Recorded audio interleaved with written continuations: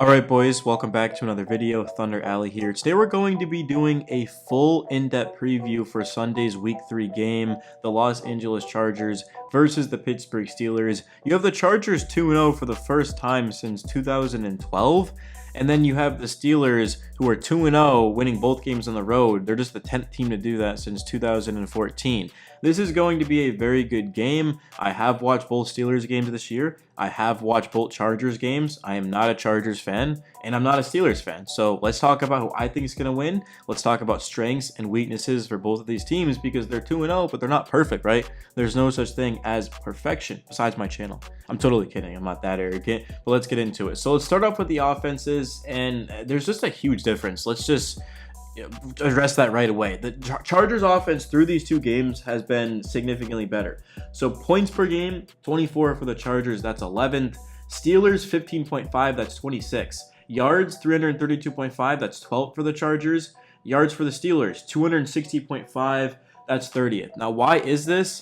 Well, the run game for the Chargers has been absolutely unstoppable with J.K. Dobbins. I mean, there's a reason why he leads the league in yards. Taking a look at opponents that they played, Las Vegas, very, very good defense. We saw the Ravens, I mean, they put up yards, but I think a lot of it was just execution. But Raiders and Panthers for the opponents, and then you look at the Steelers, Falcons, and Broncos. Falcons do have a good defense. Broncos, I don't really think they have the best defense, and then Raiders have a good defense. Carolina has a very, very bad defense. So opponents, I mean, it's not that much of a difference. I just think that personally, the Chargers' offensive line has been the best in football, and they've been running the ball. So that's a large reason for that. Justin Herbert has barely even had to throw the ball. And then we could talk about third down conversion for the Chargers, 41.94, that's 10th. The Steelers, 40, that's 13th. And here's a big thing. So red zone scoring, Chargers at 50%, 10th. Steelers at 25, 29th. Touchdown, 0.5 for the Steelers. Chargers, 2.5, that's 9th. By the way, the Steelers are 30th. So the offense is huge difference here. Big time advantage for the Chargers. And again, this is with Justin Herbert not having had to do anything. And the Chargers are absolutely putting up a lot of points. Now, when they go up against the Steelers defense, Herbert is going to have to throw the ball, and he's dealing with an ankle injury, the same foot that he had an injury with in training camp. He didn't practice on Wednesday. You guys might be watching this on Thursday, so let me know, I guess, down below if you're watching this on Thursday or Wednesday. If you're watching on Thursday, I have no idea if Herbert practiced, but if you're watching Wednesday night late, Herbert did not practice today. So that's just something to monitor. I talked about it yesterday. I wouldn't be overly concerned. And then in terms of the defenses, so the Chargers have the #1 ranked defense right now, but the Steelers are right up there. I mean, you look at opposing points per game, Chargers 6.5, that's #1. Steelers 6, that's 2. Opposing yards per game, 260.5 for the Steelers, that's 5th. Chargers 227.5, that's 2nd. And then opponents and play for the Chargers, 0.124, #1. Steelers 0.152, #2. So I think you guys get the gist. I'm not going to go over every single statistic. These are probably the best two defenses in football right now. Yeah, there's some other ones that are debatable, but from what I've seen, these are the two best defenses, and let's talk about why. So let's actually give you guys an analysis and not just read some numbers.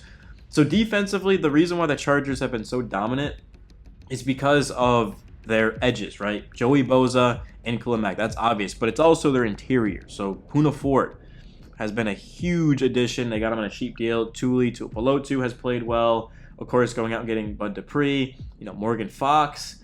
All of these guys have been getting home. They've been stuffing the running lanes, and they've just made it tough on these opposing quarterbacks. Gardner Minshew was under a hell of a lot of pressure in that Week 1 game. And then Bryce Young, statistically speaking, Bryce had a very clean pocket. He was one of the most protected quarterbacks in Week 2. But Bryce also got out of the pocket and tried to get a little bit cute and took some hits, took some sacks. So I mean, the Chargers defense, even though that happened, they still didn't give up a lot of passing yards, and running yards was the same thing. So, yeah, the Chargers defense has been great. For the Steelers, it's kind of the same thing. TJ Watt and Alex Highsmith, but the linebackers is the thing. Patrick Queen, I like Elandon Roberts a lot. Very good linebacker group. And then you've got Cameron Hayward. Anumajobi is very, very solid. Keanu Benton was one of the highest graded players in all of football, according to PFF, in Week 2. Was probably the best defensive tackle if I had to put someone down from all the games I've watched so far. He was incredible on that one. So very similar defenses. They're going to have pressure. You look at Khalil Mack last season, had, what, 17 and a half sacks at the top of my head, and then you have TJ Watt. I mean, TJ Watt's the best defensive player in football. I've been saying this for years, and people, for some reason, disagree. I don't know how you can watch football and not agree with that, but that is definitely a huge advantage, is TJ Watt. So the Chargers, they're going to have an answer for that, but thankfully they probably are going to have an answer for that. Now, I'm not saying Watt isn't going to have a sack or he's not going to make an impact, but you look at the Chargers, and this is the advantage that they have on the Steelers. And this is ultimately why I think the Chargers will win this game. And again, yes, this is going up on Thunder Alley. I'm not just saying that so you guys like the video, but look at the offensive line for the Chargers. So, hold on, let me make sure I'm still recording. Okay. So you look at the offensive line for the Chargers. They have Rashawn Slater and Joe Alt. Joe Alt on 99% of teams is sliding right into left tackle. But he went to right tackle because they had Rashawn Slater, all pro. I mean, as a rookie, Slater was one of the best in the game already at such a young age. So you have these tackles, which is going to make it tough on TJ Watt. Max Crosby did not even have a pressure when working against Alt. Christian Wilkins didn't as well. I mean, that's as good as it gets. Max Crosby, he's not TJ Watt, but he's still a top 5 at his position, right? He's one of the best players in the game. And then you've got Zion Johnson, Trey Pipkins III. The guard play for the Chargers is going to be huge in this game. The one weakness on the offensive line is Bradley Bozeman. If you look deep into the analytics, he hasn't played well. PFF actually had him graded very highly, but in terms of pass protection, he hasn't been that great this season. So, and again, that's extremely nitpicking. You talk about pass protection, he was the 3rd worst center. And this is advanced, very, very advanced, but still, that's going to be something that the Chargers are going to have a big game from. Bosman's going to have to play well in this one. He's a center, but I get the center, man. I mean, I'm not going to talk about the least important position. He's the center, right? He's going to have a big-time game for the Chargers to win this. And then you look at the Steelers' offensive line. Troy Fautanu, I thought was a top 10 player in the draft.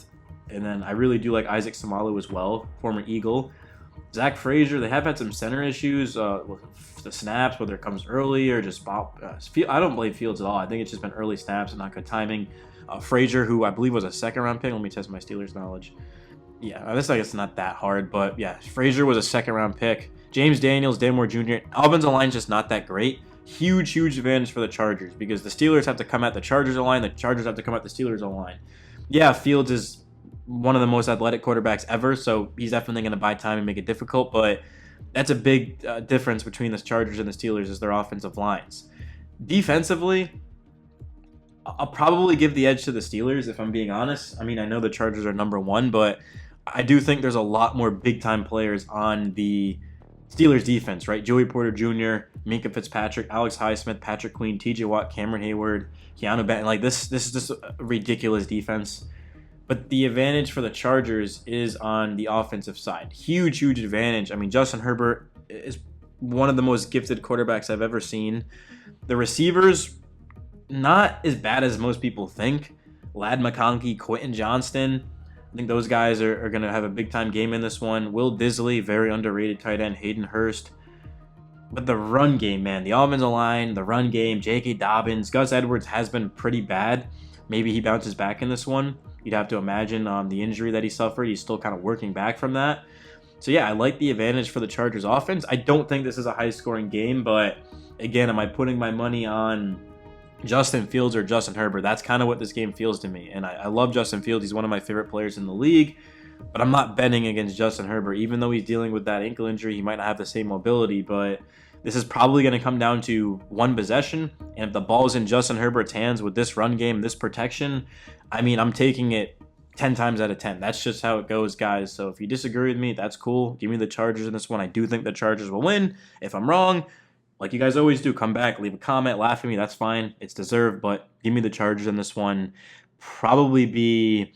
Let's go 24-16. I think it's probably going to be 24-16. I just don't have a lot of faith in the Steelers being able to move the ball consistently on the Chargers. And that's not to say that, the Chargers, they've gone up against an elite offense, but that's the thing is they're not going up against an elite offense. They're going up against a pretty mediocre, maybe even a bad offense. And yeah, penalties have cost the Steelers time and time again this season, but who's to say that isn't going to be the case in this one? I get you're at home now, but I like the Chargers in this one, man. I really do like the Chargers this season. I mean, elite defense, elite pass protection, elite run game, elite coaching. And Justin Herbert, I mean, yeah, look out.